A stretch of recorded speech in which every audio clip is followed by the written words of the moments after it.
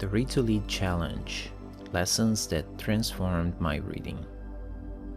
Reading is more than just flipping through pages. It's an opportunity to grow, learn, and experience the world through new perspectives. But how often do we stop to think about how we read?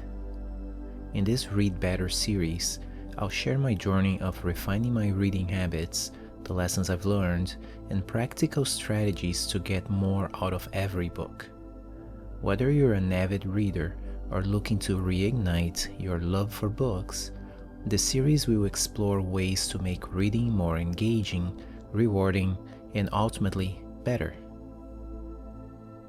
You might be thinking, what are you talking about? You pick up a book, read it, put it down, and move on with life. What else is there to it?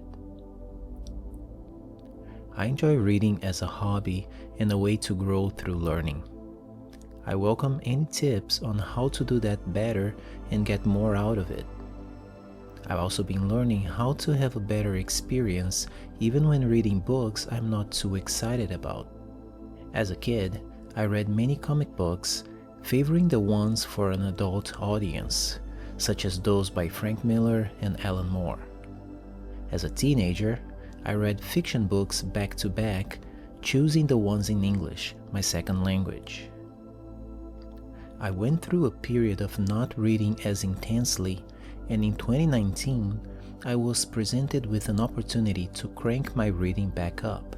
I took an internal business program at Improving in which I had to read several books within 3 months. I loved it. It reminded me how much I enjoyed reading book after book.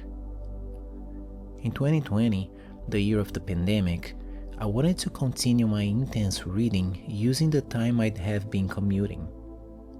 I found Ryan Holiday's Read to Lead Challenge. It looked interesting, so I took it.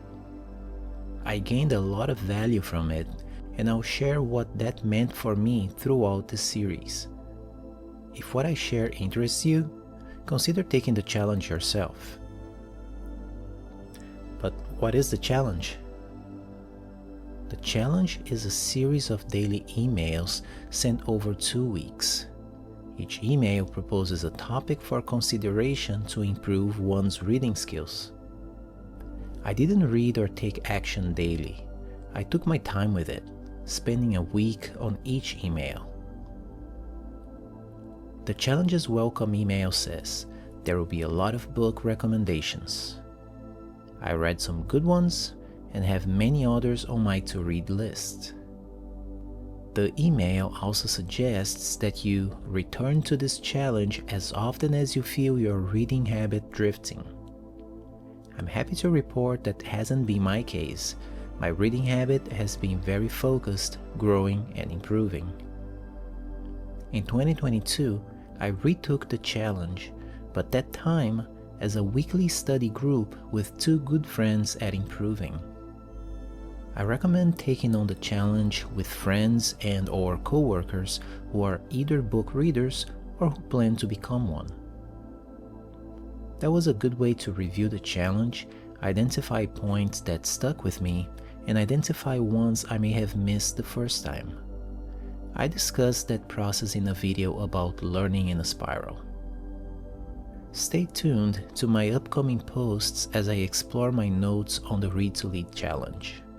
Also, check out my Steady Cycling playlist of videos where I share my book reading process and system.